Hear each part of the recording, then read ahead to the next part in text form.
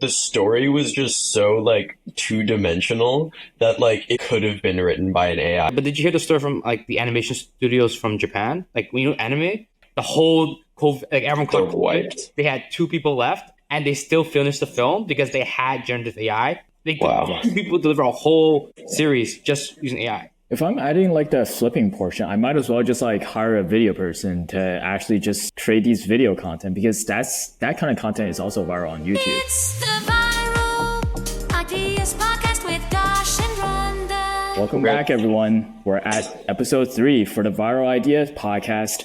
My name is Runda once again. It hasn't changed. And this is Josh over at 10-4 Pictures. And now, this time, we got Wong, our local Mennonite digital AI automation expert. Ryan knows everything about AI, and he runs his own app development, AI, and automation development agency. And I'll let him take it over from here. Yeah. Hi, guys. So basically, we make custom software for clients, especially first-time founders or companies who are trying to automate the process. And we've done over 25 AI projects in the last year. So like we're on top of what works, what doesn't work. And I'm making multiple products as well. This time we really wanted Wong on our podcast episode is because we have some really interesting ideas about within the AI and automation space. And now everything within the tech industries, the topics is all about AI. And it seems like every startup needs an AI component for any venture capitalist to pour their money in. We just thought, let's have some interesting AI ideas, and whatever it's content, marketing, or startup businesses that might be within this AI space. So seeing our first idea today is coming from Ryan. Why don't you take it away, Ryan? Yeah, so Meta recently launched Llama 3.1. So for people who don't know, everyone knows about ChatGPT, right? Like ChatGPT, everyone knows about, where it's owned by OpenAI. You chat with it and then you get answers, and then you can pay money to get more usage of it. But the thing about OpenAI is they own the model. And basically, if they want to say, I don't want to answer, you have no control over it. Or if they want to shut down your account, you have no control over it. And when you use the ChatGPT, they can take your data and use it to train their model. So you basically lose all privacy for using their solution. So what Meta did was they released something called Llama 3.1, which is an open source version of the model. So you could literally buy a GPU server, put it in your room, put the AI model on it, and run it locally. And no one can stop you from using it. No one will take your data. You own that fully. So, there have been a lot of open source models in the past, but what I would say is Llama 3.1, it's the amount of text it can process at once now is equivalent to OpenAI's one. So imagine you get the full power of GPT-4 AI from OpenAI on your own computer now. And that's massive. Like I have like a MacBook Air M2. Could I run it on that? You could run it on that. It won't be the fastest. The fastest would be you get a GPU server, like an A4000. So basically, you go to a computer store and buy like a gaming GPU, basically, and put it in your computer. Then you could run it. Okay, interesting. Yeah. Sorry, I that was just like a quick side question. I'm sure you have more to say. Yeah. So why I think this is more game changing is for the longest time, all the open source models could only take a certain amount of text. So imagine like when they first started, it could take 1 page of text. So when you can only take 1 page of text, it's not very useful, right? Then it got bigger. Then it got like, 20 pages of text. And then like, 50 pages of text. And for the longest time, we were stuck at 32,000 tokens, which I forgot the number of pages, but it's big, but not big enough, right? And people always revert back to saying, okay, we have to use OpenAI and this stuff, right? But now they can do 120K tokens. Imagine the AI can process 2,500 pages of text. What can the AI not process now? Can you imagine? Like, you could literally tell it, read this book and change the character from male to female, give him a new name, change his personality, and it could write the whole book again for you. Can you imagine that? Like, this is the power of like having the open source model now. And once you have it, you don't have to pay anyone. You can do whatever you want with it. No one can stop you. This has been really big news in the AI space. What are you guys' thoughts? How much do you guys use AI in your business and your life? I unfortunately use ChatGPT like every day, which I'm starting to realize like not having it locally is a really big issue that just makes ChatGPT inherently flawed from the get-go. But I've always thought like a local thing would be super useful to have on the computer. But when I Googled it, it just seemed like it was completely impossible for any normal computer to run. but it seems like the barrier to entry has come down quite a bit. Yeah. So there's different software you can use. So there's different chat softwares like all-in-one LLM where it gives you the interface like ChatGPT. And then there's another program called LLama where basically you just run it. There's a little bit technical, but like it's very easy to like pull any models down and test it on your machine. So you can do a full setup yourself without having to be a programmer. I think like for the leadership types or like director level types, their biggest concern when OpenAI first came out is that the fact that they don't actually own their data. And that's why during that whole gold rush, during the release of OpenAI's beta release, just like a year and a half-ish ago, everyone was just scrambling on the corporate side because they saw how useful the user interface was to have like a general knowledge chat interface, either personal use or professional use. I initially, when I used it predominantly on just doing business strategy research or like any type of research that's not within my domain expertise. It is extremely useful for that initial prompt for inspiration on leading you down to the root. That's why now Google also has its own competitive AI, Gemini, because if they want to take back that entire search market share. And on the planning side, it was super useful to just create these list documentation planning. And I actually used it initially for my own personal workout plan. If I want a custom workout plan that's customized to me, I'm going to give it all the information I want to. But then the thing that I was afraid was just like putting my name in there. So I just like wrote my name as Billy Bob. But for the corporate enterprise level directors, this is extremely important to have like an open source model, which means they can have their own IT and AI automation experts to kind of create this enterprise level knowledge share system in the form of a chat interface. And this is something that every Fortune 500 companies are trying to figure out.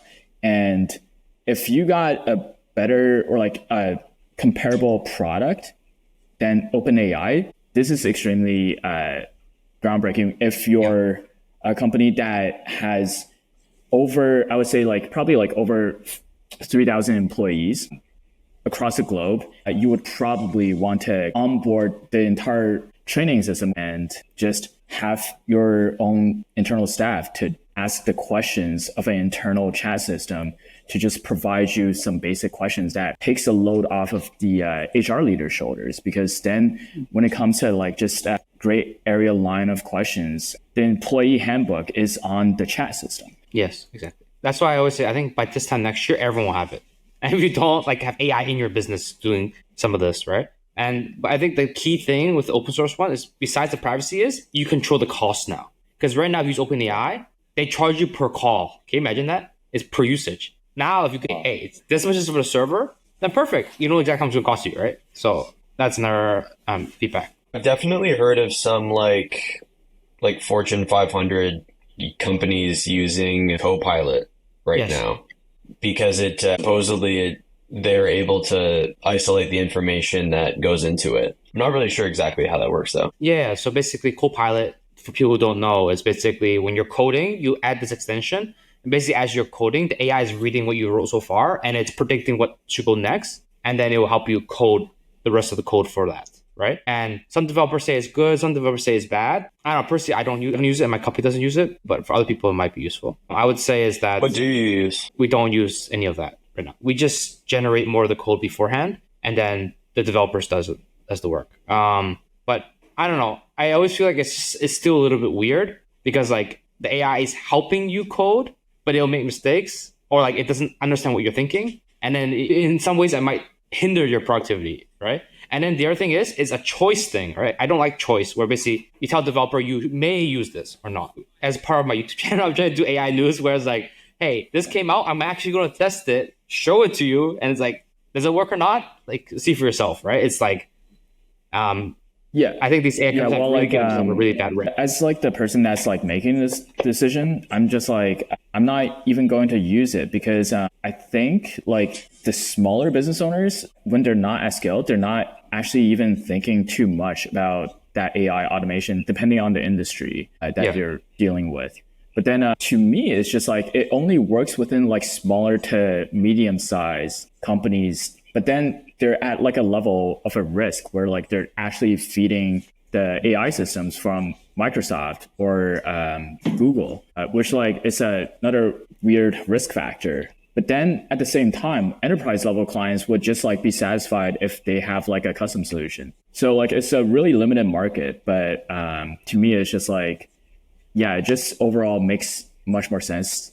The future is probably going to be open source for these larger Fortune 500 companies that actually need to keep their own data. You know, just to tie this whole idea together, I think it's hilarious that the virality of the release of Llama, I think, was just all of the memes that instantly came out when that Mark Zuckerberg interview got posted onto YouTube. I don't know which publisher made it, but everybody was just talking about how just like well dressed he was, and just like, oh yeah, like he's carrying himself differently right now. Everybody's just like talking about his beard. Yeah, everybody's loving his beard and everything. That has been like all that I'm hearing about from just like, you know, just like general like friends and family, or just like what they're talking about. They're like, yeah, Zuck looks great. Yeah, you know why he's doing this, right? Because basically, for the long time, Facebook has a really bad rep across the whole industry, right? Right? So yeah, they need it. What he's trying to do is so he didn't join the AI race at the beginning. So his strategy, if you hear like it's called scorch the earth, but basically it's just like, you are charging money for it, I'll do it for free. That's how long you survive, basically. Every time someone takes a step, he just says, I'll burn a few $1 billion, we'll make it work, and then we'll launch for free. And like out to kill all the AI companies. And he's also trying to change his own image, right? Like if you look at his past videos to now, he actually went on more podcasts. Think about how many CEOs go on podcasts. Would you ever see the Google guy on a podcast? No, right? Or Microsoft? Not very likely, right? Like he actively is doing that. He's dressing differently. He's trying to act like a normal, like look like a normal person. So he's trying to be more relatable to like save the image. Because everyone thought he might be a lizard, so he had to beat the lizard allegations. Yeah. I think like that's actually an interesting strategy for like these tech founders when they release like a new product launch or like a next milestone iteration of their product. Just do something weird while you're announcing it. Either change your look or like dye your hair pink or blue or like green within every series of a version of a product. And then that will just like get you attention through like the memes that people will just like, because people remember your face while you're just or like the things you do while you're doing these product launches. They don't actually, if they don't understand the technicalities of these products, they won't actually pay attention to the stories. Just like how people remembered juiced up Jeffrey Bezos when he turned from like a nerd looking dude into like the jacked kind of like security guard looking guy with more recent photos. And I think that it's like a similar case in these things where like, oh yeah, if you're a tech founder, just like make sure to like do something new and interesting in your release videos. And if you have the high budget, you can do what Apple did and have Tim Cook jump out of a plane and then parachute into the thing and, just make a whole like cinematic thing around it. So you guys want to talk about AI Netflix with Sora? Yeah. Yep. So this might get people very angry, but like, I don't know, I personally feel like Hollywood and stuff is going to like become like Broadview musicals in the future, right? Because if you think about like where does Hollywood and stuff get their stories? They go to books, they go to real life stories, and then they convert it into movies, right? So over time, like I think Sora, I don't know if they've been released or not, but over time they can already make really sick videos, right? So it's like, what's really stopping them the next step of saying, hey, let me take the story, convert it into a movie? And like, Josh, this is your realm, right? Like storytelling, the visual effects, the director and that stuff. Do you feel like the AI can, like, we could kind of structure the AI in a way that it can take over all the roles that you need to make a film? And like, you have the story, you can make anything you want. You don't need a green screen anymore. You want a guy jumping on a plane, you can do that. Like, I feel like movies in the future are just going to be all AI made as the default, because it's going to be easier to make. Any filmmaker can make it, right? At some point. And then now, why would you hire this big budget Hollywood movie star? And let's say Game of Thrones is a very famous show, right? People are going to make 100 Game of Thrones fan fiction and people are going to watch it, right? So like some version of an AI Netflix is going to take over, and I think it's going to be the default. And then the cost of watching entertainment is going to drop. What do you guys Yeah, think? that's just a great philosophical question that, that's like a multi-billion dollar question, is just whether or not society will take to it. Because most, I'm not even going to say most, I would say the industry is in general very split on whether or not AI is going to just like replace the jobs of all these filmmakers that are out there. But Josh, let me But ask you a different question. Like when's time you watched a movie, went to the theater, and did you actually want to watch it, or like, you know what I'm saying? Like, do you feel like, oh, I must watch this movie? It came out. How do you feel about that? yeah, On YouTube. When's the last time you felt about that? Like, I went a few days ago to see Twisters actually. But you know what? That movie, I mean, well, it was like a great summer flick, like, total entertainment, like you had like tornadoes just over and over and over again, like super entertaining. But also like the story was just so like two-dimensional that like it could have been written by an AI. Like I swear like it could have been written by an AI.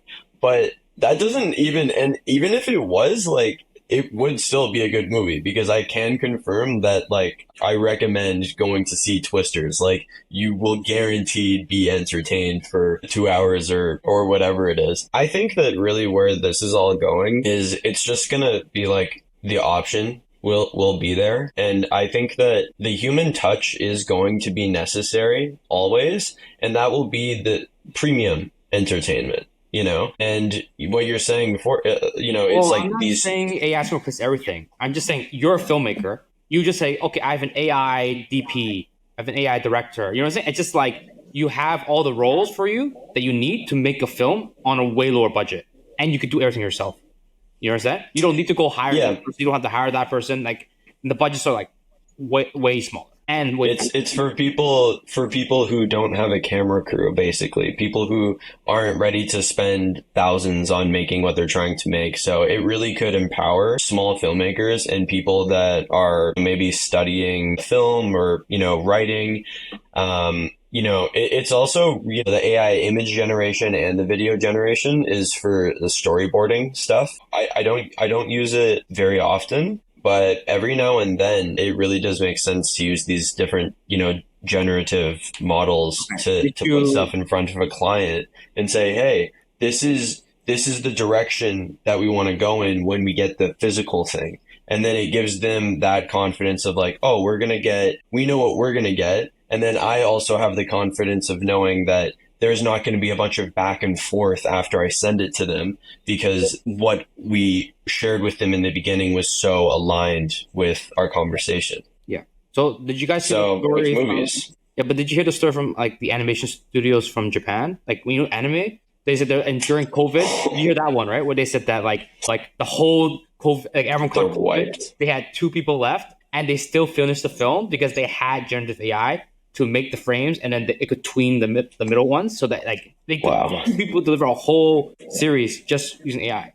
So Yeah. that's what I'm saying. Like, They're don't primed. The animation industry is primed for it. Like now anybody can, I think everybody should be making animated movies, because it's really such a great medium that like, right now, for example, in like Hollywood, let's call it Hollywood pricing, like what it really costs to get like the highest level of quality done with animation. It's like for like a simpler shot, it's like 30-40K per shot. But if it's something with like high complexity, let's say you have a bunch of explosions and crowds and, other things like that, you can find yourself into like $80,000 per shot.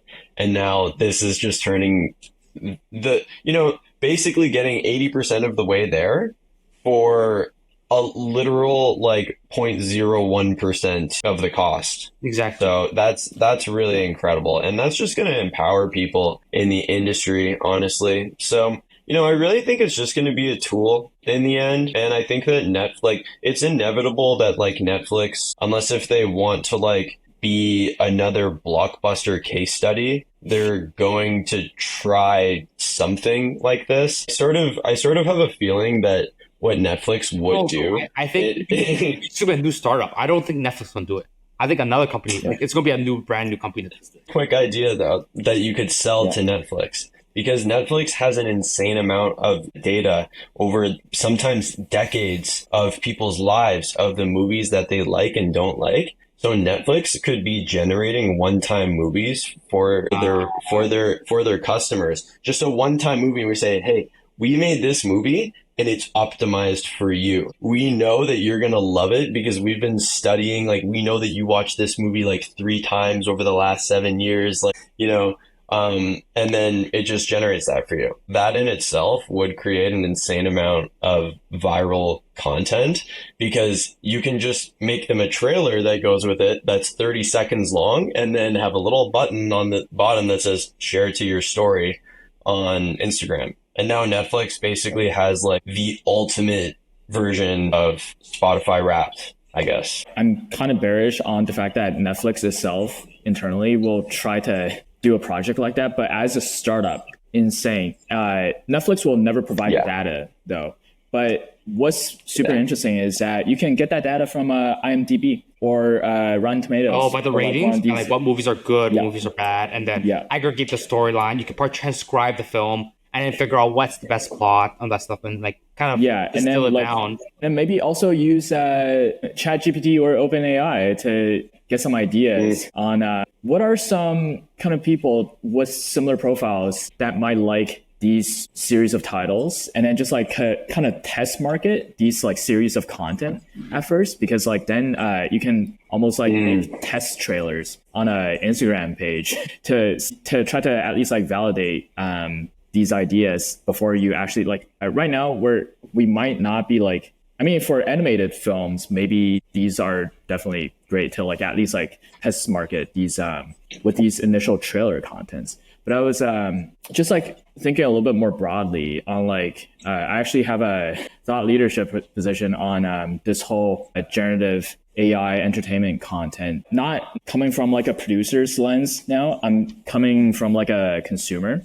It's just having the ability to have like personalized entertainment and then just like prompt a platform to watch a movie for 30 minutes or to an hour that I have the time is going to change my life. So like that might not even justify like a whole production crew or like the entire film industry at all, because of the fact that consumer has the ability to prompt something, like prompt a story that's like relatively complete, and then just like kills my own personal time for like 30 minutes to 2 hours. That's already great for like the long run. Maybe like 10, 20 years it will get there. That's like the end game of like what's probably going to happen. But then there still needs to be like one last puzzle piece, because consumers don't know what they want. So what needs to happen in like the very distant future? It will happen. The technology will be complete by then. But like this puzzle piece needs to be solved, and someone can then start to position themselves as like the expert in this. For consumers to understand themselves, they might need like a entertainment coach to better prompt for themselms on what kind of stories they want to.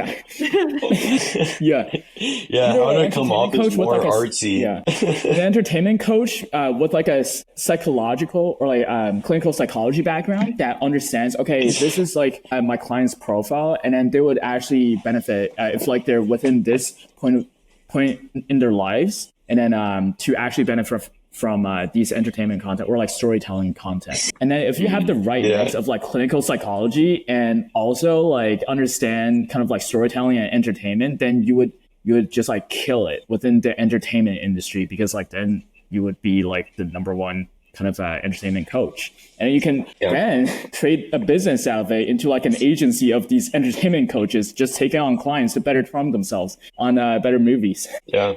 And there's inherently virality when you're giving these personalized reports to people, because a percentage of them are just going to share it. At least conversationally, they're going to be sharing it with their friends and telling them about it. If not, like maybe actually posting it online and talking about it there. Yeah, that's a super interesting one. Do you guys want to move on to something that I cooked up? Yeah.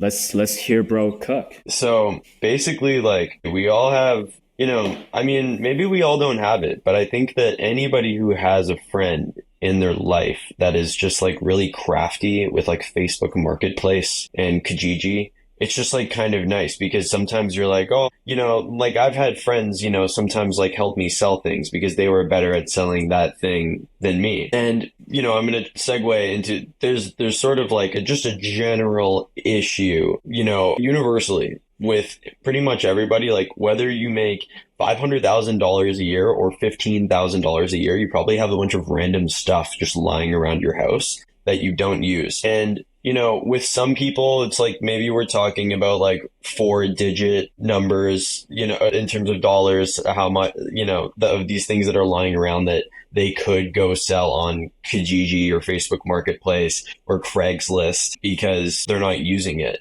at all. So I sort of connected that idea to an ad that I saw for a service. It's like, it's an app called Duke.com. Wait, I actually think I could probably share the screen so you can see it.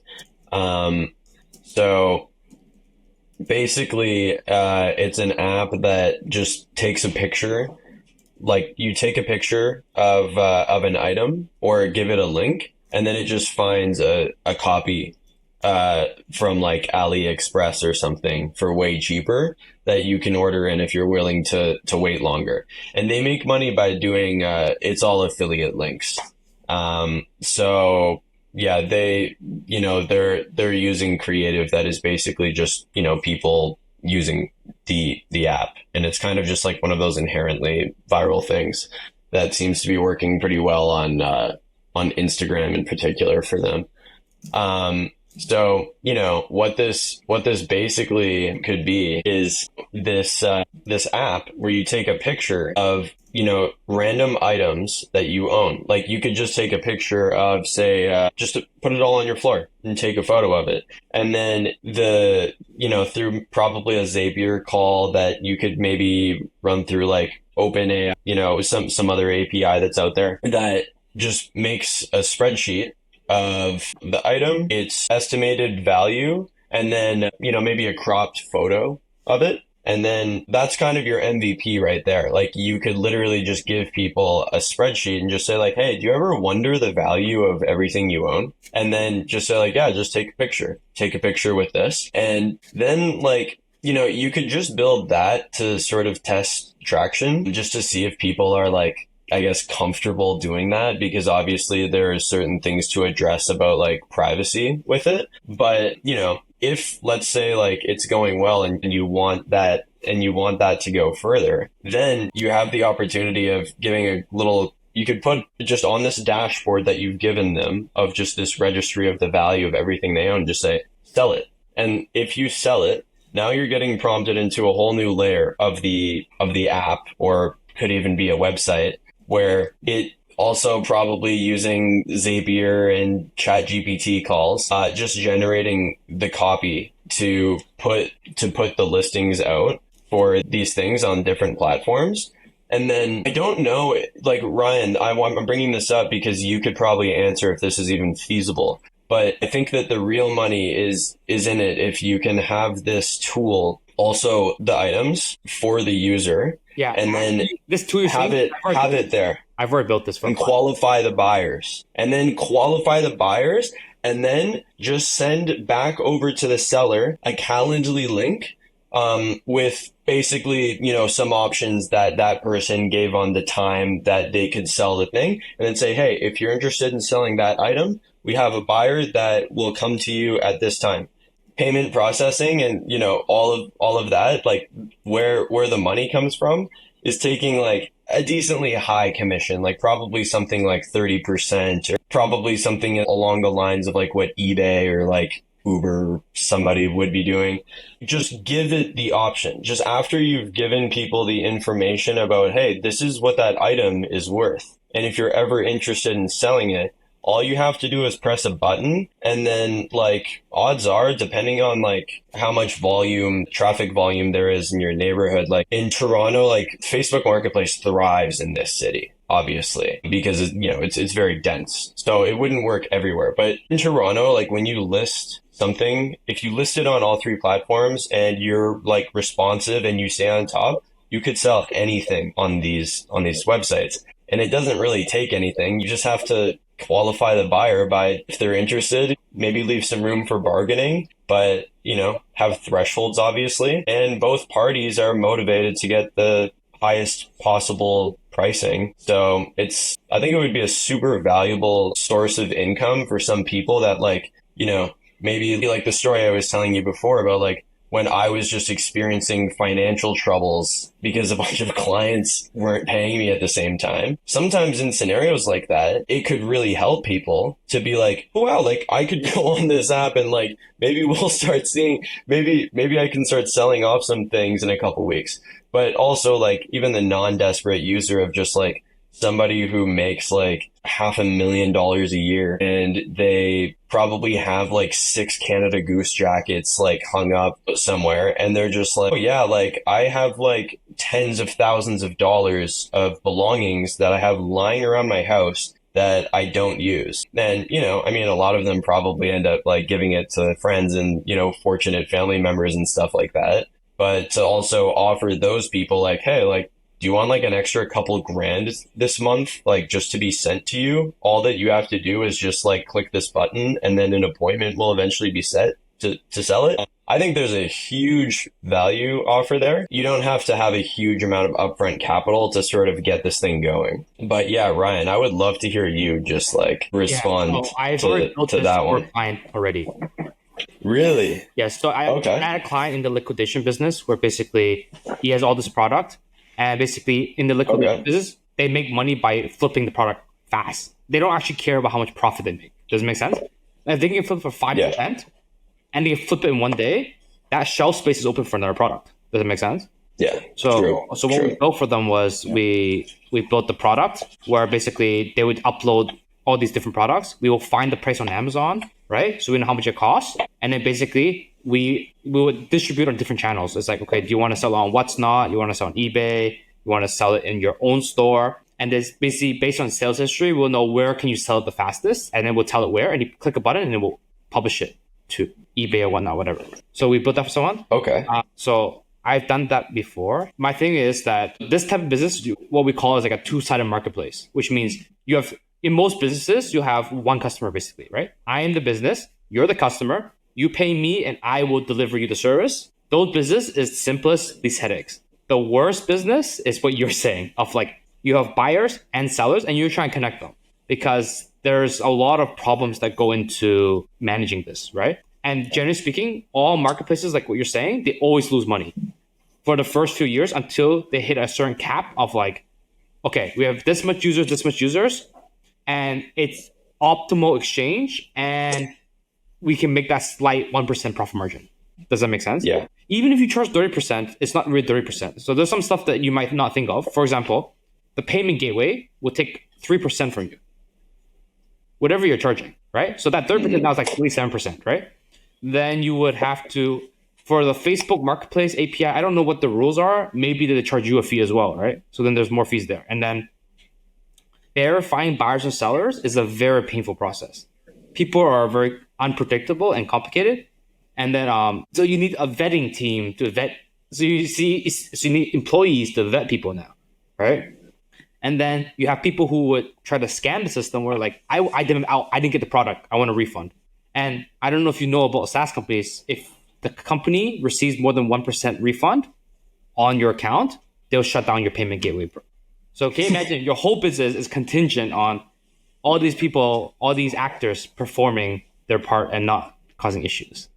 So it's a very painful project. The technology side would need to be more advanced. So there would be some upfront costs for that. For the marketing, like you said, maybe it might be easier, but yeah, it's not. As a professional marketing ideas guy, I got a slight tweak to get this like bootstrapped and and actually differentiate from like a Facebook Marketplace option, or like if you were to just like even donate things to a Goodwill or Value Village. So this is what I would do. I would probably I'm going to come from the app perspective at first. So I would probably design the app to almost look like a Wealth Simple or like Robinhood kind of investment app. along with like all your personal net worth holdings of like all these items. And then I would just like Yes. Yes. make just like the items text and like the values as an emphasis instead of like the pictures, because like a lot of times I'm just like so lost in a Facebook marketplace, or like just like overwhelmed with options of like all of these imagery of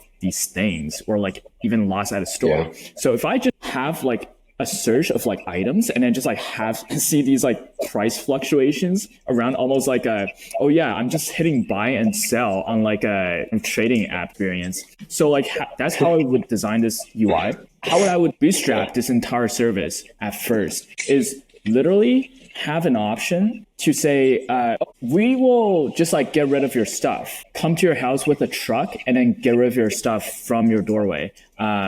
If you just like don't want your stuff anymore, just to get the marketplace started, because then I would have like a warehouse from like a cheap location and then just like ship all these free stuff instead of like having all these free stuff going on Craigslist or Facebook Marketplace. I would own all the local free stuff in this like localized area inside a warehouse. And then if people want to buy all these stuff, I would just like take a few photos. But like on the platform, it's still not emphasized with photos. It's still going to be like all about the text, like nice metallic designer chair or something for like $200. If people want to buy that chair from me, from my warehouse that I got for free, logistically, like I'll just like ship it to them as I'm not wasting money on like shipping. So like that's probably how I would first start. Yeah, so there's not two sides. You're the business. You're basically an e-commerce store that takes free stuff and then you give back some of the profits to them, right? That would make more sense, like because it's simple. Exactly.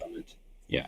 Josh, any new thoughts on your idea after like you got that sort of reminded me of one of those like side hustles is couch restoration businesses where like just hey, buy a truck and then buy couches for like $20 and then restore them and then sell them for like $300 to $700 again. So like there's some guys that like do this in Toronto that like they're just called like the couch guys. And I think like they're restoring these things and selling them. I've actually looked at their website and some of their couches are like closer to like $1,000. So it's really the type of thing that sort of like a 1-man, 2-man thing, like you can actually make a decent income off of, because like if you're doing like 4 or 5 couches a day, it can just be like someone's full hustle.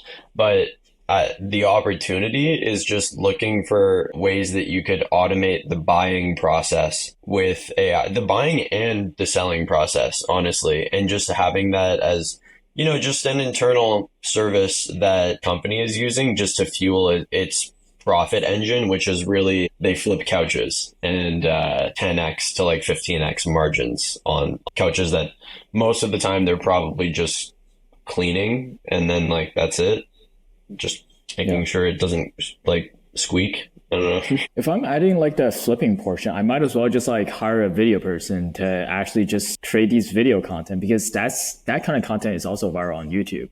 But like a large majority of the viewers, they don't actually flip couches. They just like watching the content of the process of that couch being flipped. And then a lot of these content creators, they share their costs and their margins on like what they're reselling these for. So like, I feel like if it's like get a following, that can just be like, for that startup, you can literally transparently just show the process. You might not even need to share your margins, but like just share the process of like how you're doing it. Yeah, that's true. Yeah, it's like, it's the type of thing that could fuel sort of a smaller operation. But yeah, so Runda, did you have an idea that you had like on the dome that you wanted to bring out? Yeah, as a long form content writer now on LinkedIn, just somehow naturally started to think of book ideas. I got on TV and I wrote a book. All right. Oh shoot! Really? Yeah. So I wrote. Tell us the story. Tell us the story. Okay, so the story was I talked to a guy. He was telling me, "Hey Ryan, I can get you on TV," and like, but to get on TV, you have to write a book, and then like I had to get on TV on Friday.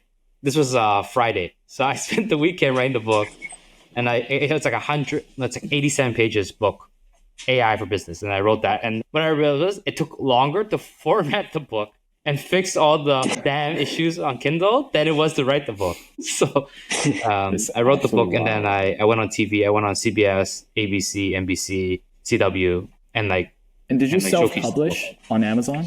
Yes. Okay. So that's where your website callouts came from then with those publishers. I had no idea. I gotta see a video of this somewhere. I'll show you later. Yeah.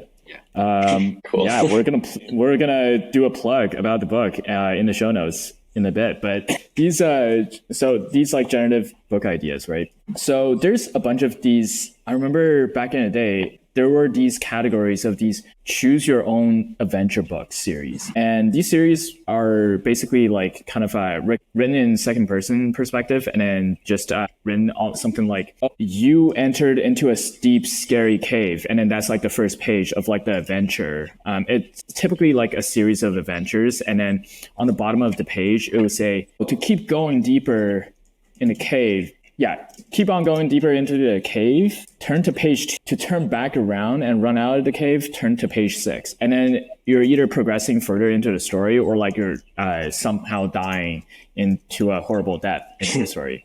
But then I just thought, wait, these stories are pretty linear when you're in these like adventure series. It's almost like game design, but very very primitive form. But like to write these and format these books, it must been like god awful. I wouldn't ever try to figure out the formatting. Probably like what Ryan go through on just like formatting those pages. Yeah, so it was like, really annoying because I was using Google Docs. I'm like, oh, it can't be that bad. It's like increase the margin a little bit. My gosh, it's like you know, like when books. I always thought books were like 100 pages. They spend 100 pages of text. No, it's like 50 pages of text becomes 100 pages because the margins are like 2 inches on each side. Otherwise, it won't fit. Right. And like it blows my mind how much like goes in the format. Yeah.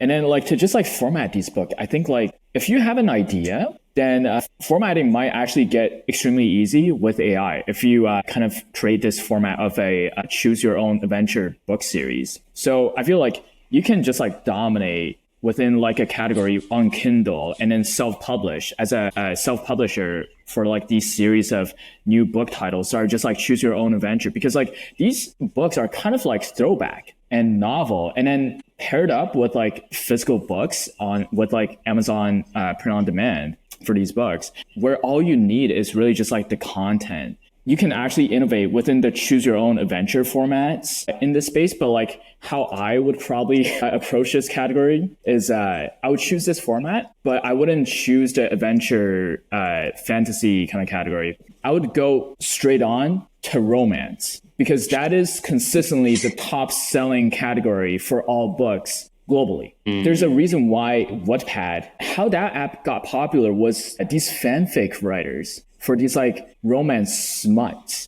They just like kind of became the dominant platform for these like fantasy writers or like fanfic writers to get on their platform, and large majority of them were about romance and erotica. So I would probably like pick a category within that erotica category and then just like go full on dating sim, whatever it's like from a guy's perspective or from a girl's perspective. If you're a high school girl perspective, or like for like a businesswoman who's a CEO looking for like the love of their life, or like just like segment all these different audiences that like start from the best segment and then just work your way down.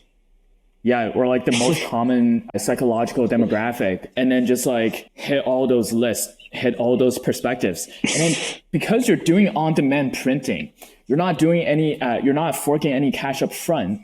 And then all you really need is just like a series of traffic to make those margins. Yeah, that's true. But I love that. Yeah.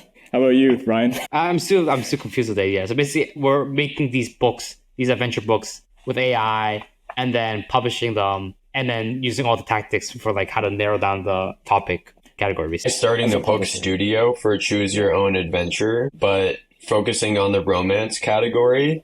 And then, you know, from a market perspective, specifically focusing on, you know, probably keywords and categories that are performing well on Amazon, and starting with, and then, you know, as you have time to produce more books, just work your way down. What maybe there's new trends that are happening or another type of genre, like he's saying, for the audiences, and just working your way down via that. I think it can work. I don't know, generative images are not that amazing still. You have to make the book cover and stuff. Yeah, I guess it can be there. I think it's very Fiverr. Good if But Fiverr, you can get the most amazing stuff on there. Yeah.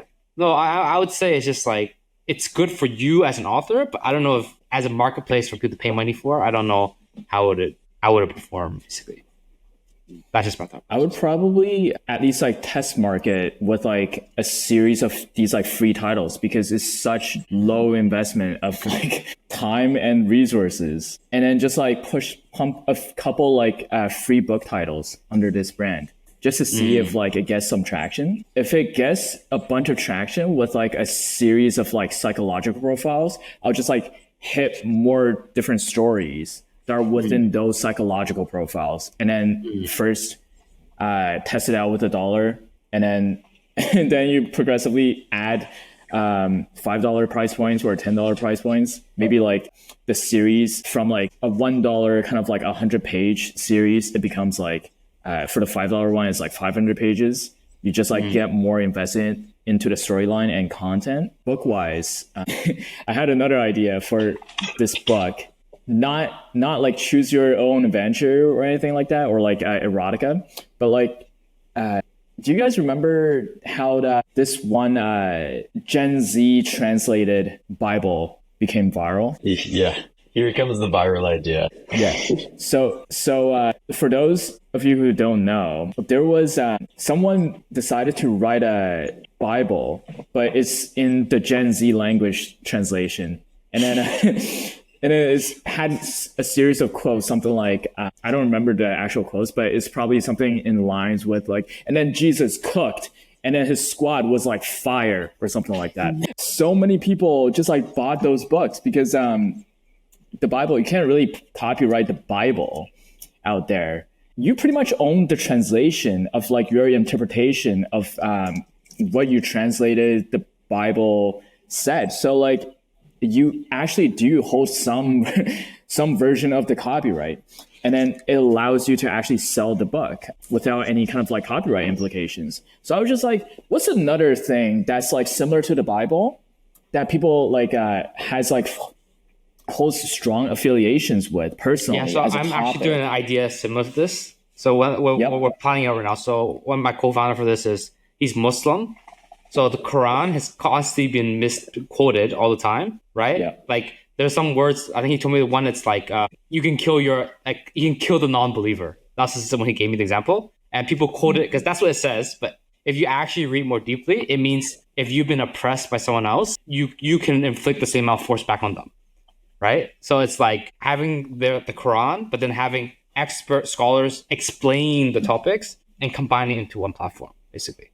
That's one product that we're doing. Right. And then I was just like going in the non-religious series because like that's like kind of low-hanging fruit to me on just having that Gen Z Bible example. So I was just like, what's a topic that it's not religious, but like has like this similar kind of demographic affiliations of like strong opinions. And then I was just like, okay, I got it. Declarations of Rights and Freedoms, or like the Canadian version of it. There are these like series of acts, these political bills, they're so goddamn long and no one bothers to read them. And then it's just like written in ancient language, legalese back in the day. And so I'm just like, what if you translated that, but like in Gen Z? And then, but even better yet, you kind of have the freedom on like what kind of language that you choose. You can have like a SpongeBob themed declarations of rights and freedoms on just like civic rights, having explained in the SpongeBob character language point of view. So like, imagine like, hey, Mr. Krabs, so your freedom of speech and expression is basically all about saying that having the ability to call a Krabby Patty instead of like a fish burger. So just like having those kind of like variations on language and just translating that into like a profitable kind of like entertainment format, because like some of these books, people really buy them as coffee books. They just like they might not even going to read it anyways, but like just having it as a coffee book around their homes, and then just like having their guests to like, they're like, what? Wait, a SpongeBob Declaration of Rights and Freedoms? What is this? It's just like a talking point for people. It'd be so good. Yeah, interesting. I love the SpongeBob just like song remixes that you'll find on YouTube. Like nothing I think that's like the obvious starting point for any of these ideas for people who are looking to replicate this themselves.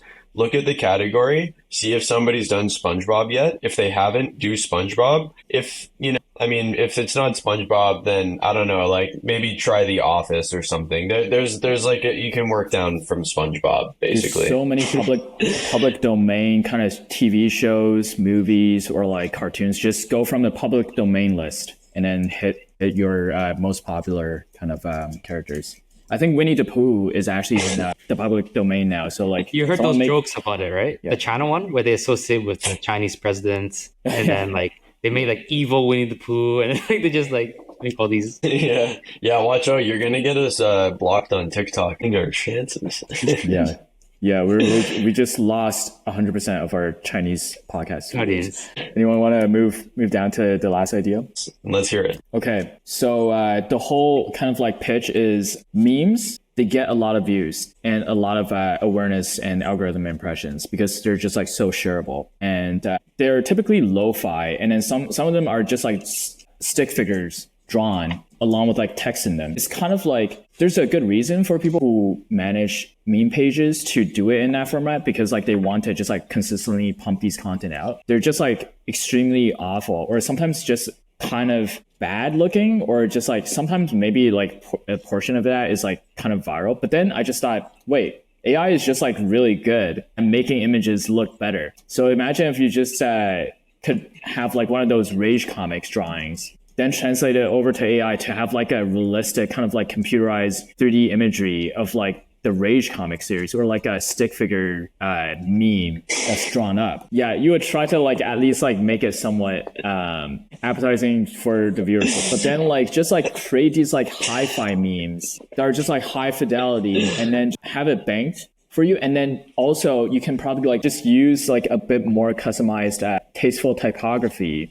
from like one of your meme designers, or even just like use Canva. There's so many templates, but just like create like a meme page that's hi-fi memes just dedicated to that. HD 60 FPS. Like, yes. Like just complete like color graded ProRes footage of just like, a cyanide and happiness comic. Yeah, that'd be interesting.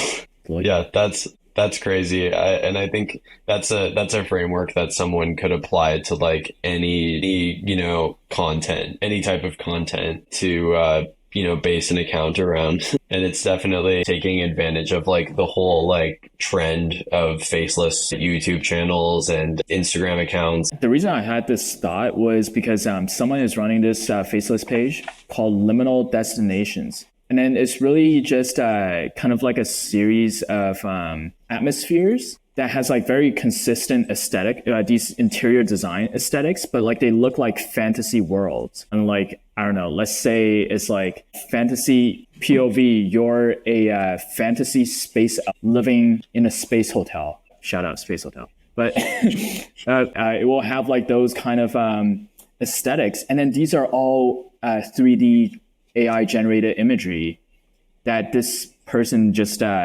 were really extremely detailed on prompting these, because like these series of images are so consistent and it's in carousels. Yeah, I mean, I could totally imagine that this is, you could probably do pretty well with something like this on Midjourney. When you give it really specific prompts about like the type of camera it's being shot on and the certain film stock, and you basically speak to it like you would to an actual photographer, that like think when you're talking to Midjourney, think of it like you're talking to a photographer that you just paid $5,000 to take a photo for you, and give it that level of prompting. Like literally give it like a brief on the image and then use that same brief framework for all future images. Then like, yeah, you can create these vibes accounts on Instagram can then be flipped into something else once you've built up the audience. Yeah. I think the most obvious opportunity is starting some type of,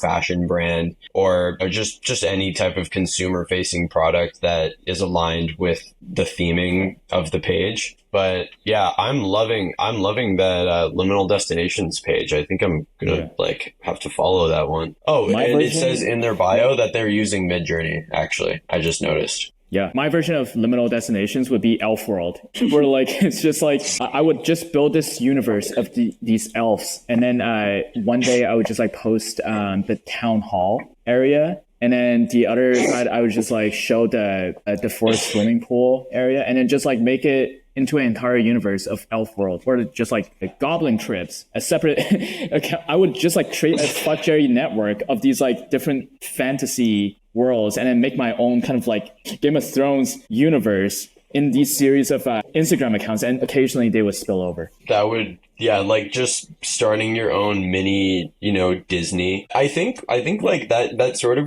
that's just kind of a modernized version of, do you guys know Rooster Teeth?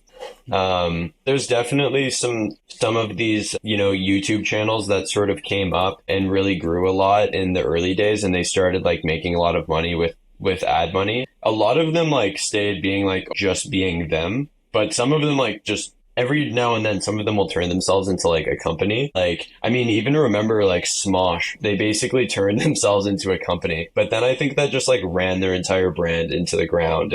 But super interesting discussion about all these random ideas, guys. Ryan, I'm actually curious. I want to ask you now, if there was one idea today that came up that is the winner, that is the most guaranteed to be a successful business, which one? I think it's the AI Netflix thing. I think that's it just empowers every fan of any show can make content exactly the way they want it, and I think that would be the biggest idea. That would need VC money, or is it simple enough to bootstrap? In a sense, what your idea just was about making the elf world is kind of a bootstrapped version of that. Yeah, basically. Right? Basically, you would need two people, right? You need one is the developer, and the other one they would partner a film person, maybe someone like you, Josh, right? Where it's you tell them, okay, this is what we need, and then adjust the prompts accordingly to what you would expect from a director, and then or a DP or whatever, and then basically you're just making a virtual version of everyone in the film crew, and then make it super seamless, a regular person to use, right? Actually, so you're talking about agents, each position has its own agent. Yes, but the user doesn't see the agents. Do you understand? They won't this is in the background, right? Yeah. Maybe the user just I want to do something for Game of Thrones and does this, and this is here's the rough story, blah blah blah. So then first time you're okay, take this, give it to the AI script writer. He knows everything about Game of Thrones, whatever, and it's all right. How am I going to tweak the story?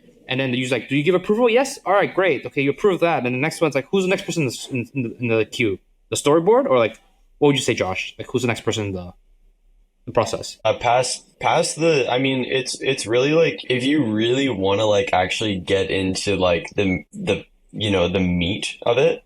You would really need one agent at the top that would be your executive producer. And then under them, depending on the complexity of the project, you would want to assign sub-producers. But if it's a simple project, you wouldn't need that. So then underneath that, there would be another stack. Then you have the director, who is then basically their instructions would sort of be flowing into the DP. And then the DPs, and then once it's gone from the EP and then down that chain, then everything sort of floats back up to the EP, because there will be issues that will run into, there will be issues that need to be resolved when it's going through that sort of pass-through stage. And then the EP will then, give instructions that further just get sent down. But, there would also, so you would have that sort of chain. And then on the side, you would have some sort of type of a production manager. That's how it works when you do it with humans. So you could sort of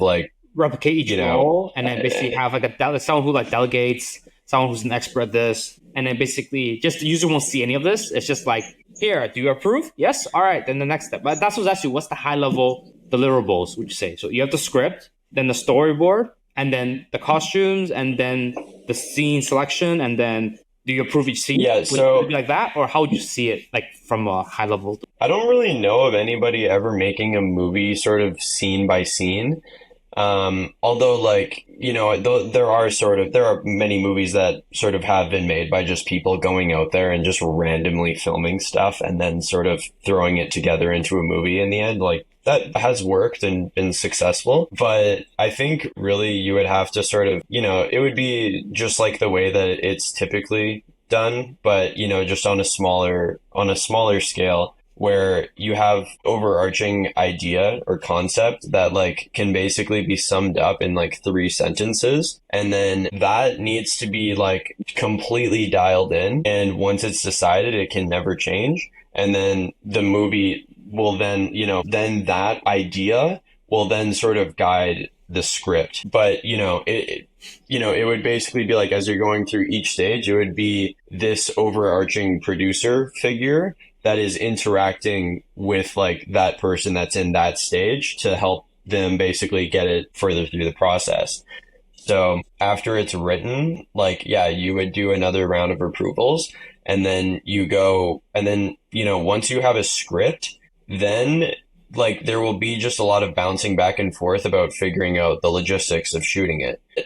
And that's what creates so much bloat in the film industry. Like, this is where like 40 to 60% of probably all jobs in the film industry just come from dealing with the friction that wouldn't exist with AI. Yeah. Like, coordinating a location doesn't matter. You're just imagining the location. You really should have a human as an EP, like whether you're providing this as like a service, like let's say you're starting a production company that's like using these, tactics for clients, like you would still be crazy if you're not having a human as the EP. But, beneath that, it would be interesting to see like what can be produced. I think it would be quite limited in quality and just like what you can do in terms of storytelling. But Runway, like their whole platform would probably be like the way to go about doing it. That is like actually just like a consumer available thing that like anybody could, get something decent from.